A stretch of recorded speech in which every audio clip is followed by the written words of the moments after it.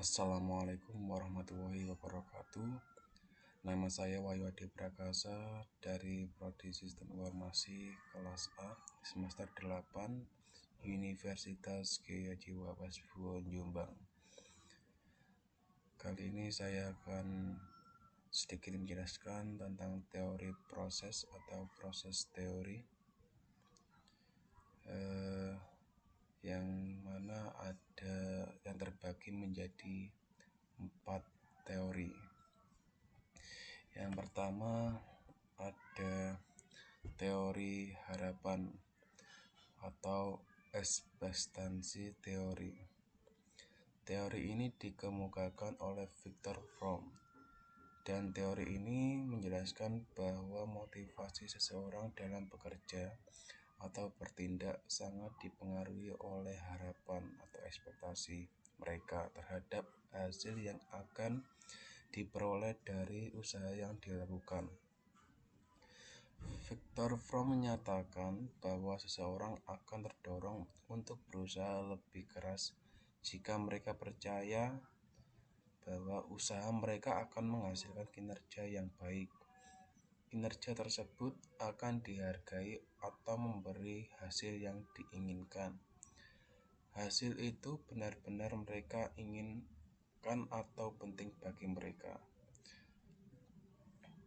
Jadi dalam teori harapan ini terbagi menjadi tiga komponen. Yang pertama ada ekspektasi. Seberapa besar keyakinan seseorang bahwa usaha mereka akan menghasilkan kinerja yang baik. Contoh, seorang pelajar percaya bahwa jika dia belajar 3 jam sehari, dia bisa lulus ujian dengan nilai bagus. Seperti itu. Lalu yang kedua ada instrumentalitas. Seberapa besar keyakinan bahwa kinerja yang baik akan menghasilkan imbalan tertentu. Contoh, seorang karyawan percaya bahwa jika dia mencapai target penjualan, dia akan mendapatkan bonus. Itu adalah keyakinan seorang karyawan jika berusaha lebih keras dalam mencapai tujuan, maka dia akan mendapatkan bonus dari bosnya. Lalu yang ketiga ada valensi. Seberapa penting dan menarik hasil atau imbalan tersebut bagi individu. Contoh, jika seseorang sangat ingin mendapatkan promosi jabatan, maka valensi dari promosi tersebut tinggi baginya. Jadi ketika contoh gampangnya adalah ketika kita diiming-imingi jabatan, kita akan berusaha lebih keras untuk mencapai tujuan tersebut. Seperti itu. Contoh sederhana saja untuk teori harapan ini, ketika kita sedang berlomba, kita yakin bisa menang, itu ekspektasi. Lalu kita percaya pemenang akan benar-benar diberi hadiah, itu instrumentalitas. Lalu yang ketika ketika sudah berlomba, kita sangat menginginkan hadiah itu valensi. Itu contoh sederhananya. Lalu berikutnya ada teori penentuan tujuan. diperkenalkan oleh Edwin Locke. Teori ini menyatakan bahwa tujuan yang spesifik dan menantang dapat meningkatkan motivasi dan kinerja seseorang. Artinya, orang akan lebih termotivasi jika mereka tahu apa yang harus dicapai, dan tujuan tersebut cukup menantang untuk dikejar. Tujuan yang jelas dan spesifik. memberi arah dan fokus. Jadi ketika kita mempunyai tujuan yang jelas dan spesifik, kita akan lebih terarah untuk menggapai tujuan tersebut. Lalu tujuan yang menantang, mendorong usaha lebih besar dan semangat untuk mencapai hasil. Jika kita memiliki tujuan yang menantang, kita akan berusaha untuk menggapainya karena manusia itu suka tujuan yang menantang. Kalau biasa-biasa saja, kita pasti merasa hambar untuk melakukannya. Jadi kalau ada tantangan, mereka akan lebih giat. Lalu ada umpan balik atau feedback. Sangat penting agar individu tahu apakah mereka sedang berada di jalur yang benar atau perlu perbaikan. Di umpan balik feedback ini mereka untuk kayak evaluasi atau seperti melihat diri sendiri apakah kita sudah benar melakukan itu atau kita sudah benar melaksanakan tujuan tersebut. Mengapa tujuan itu penting? Tujuan memberi motivasi karena ada sesuatu yang ingin dicapai. Orang cenderung berusaha lebih keras dan lebih lama jika tujuannya menantang tapi masih bisa dicapai. Contoh tujuan yang spesifik. Saya akan belajar 2 jam setiap malam selama seminggu untuk mendapatkan nilai 90 di ujian matematika. Jadi motivasi seseorang sangat jelas. Dia ingin belajar selama 2 jam lebih agar mendapatkan hasil ujian di dalam ujian matematika dengan baik. Seperti itu. Lalu berikutnya ada teori penguatan.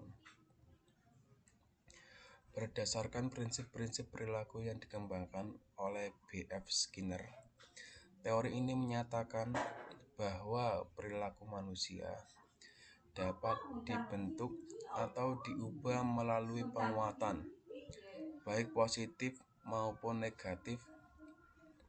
Dengan kata lain, seseorang cenderung mengulangi perilaku yang membawa hasil baik dan menghindari perilaku yang membawa konsekuensi buruk. Jadi untuk penguatan ini dibagi menjadi 2, yaitu penguatan positif dan penguatan negatif. Yang pertama ada penguatan positif, yaitu menambahkan sesuatu yang menyenangkan setelah perilaku yang diinginkan terjadi agar perilaku itu lebih sering dilakukan.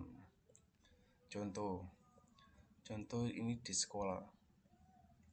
Guru memberikan pujian atau hadiah kepada siswa yang mendapat nilai bagus agar mereka tetap rajin belajar.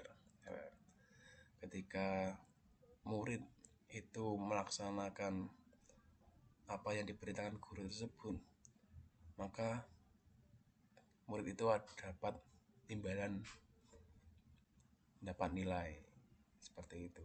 Jadi motivasi murid tersebut ada nilai. Kalau di tempat kerja, contohnya adalah karyawan mendapatkan bonus karena menyelesaikan proyek tepat waktu. Jadi motivasi karyawan tersebut adalah mengejar bonus, dan untuk melakukan itu harus menyelesaikan proyek dengan tepat waktu. Efeknya adalah perilaku yang diinginkan semakin sering dilakukan karena tergiur dengan bonus atau dengan nilai, maka seseorang akan mengejar tujuan tersebut. Berikutnya adalah penguatan negatif, yaitu menghilangkan sesuatu yang tidak menyenangkan setelah perilaku yang diinginkan terjadi, agar perilaku itu lebih sering dilakukan.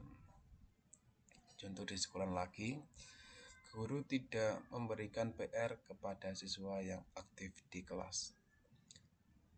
Jadi siswa ini jadi lebih termotivasi untuk aktif agar tidak dapat PR. Ya.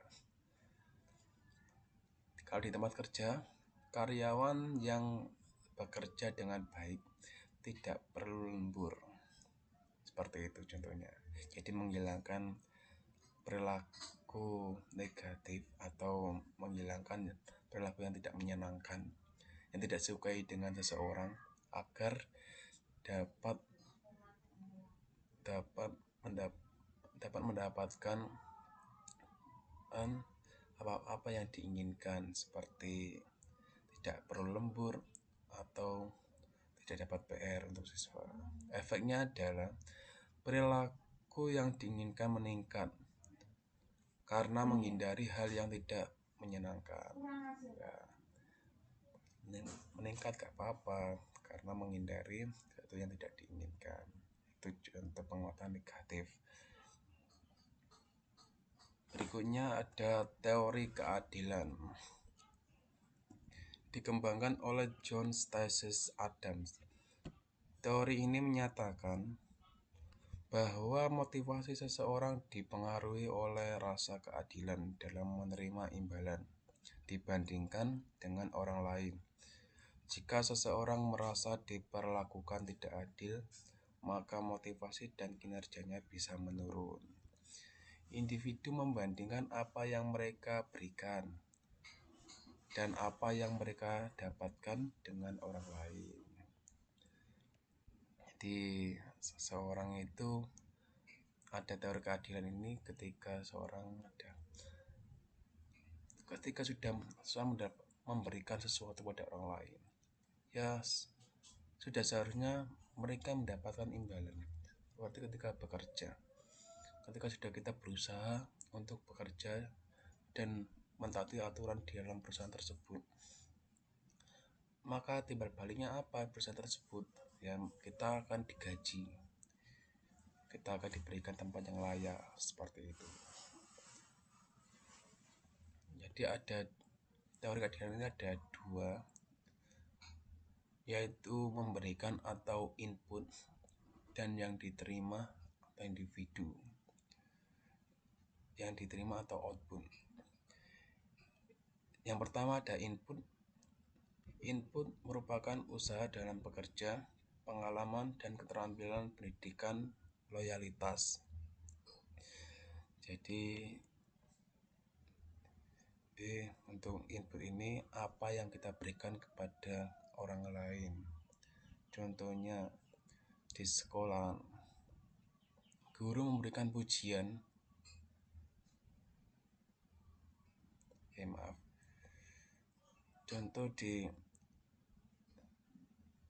Contoh dalam input, ketika kita bekerja, kita sudah memberikan waktu kita, usaha kita, tenaga kita untuk melakukan pekerjaan tersebut. Maka output yang kita terima adalah gaji atau bonus, penghargaan, promosi, fasilitas atau kerja, seperti itu.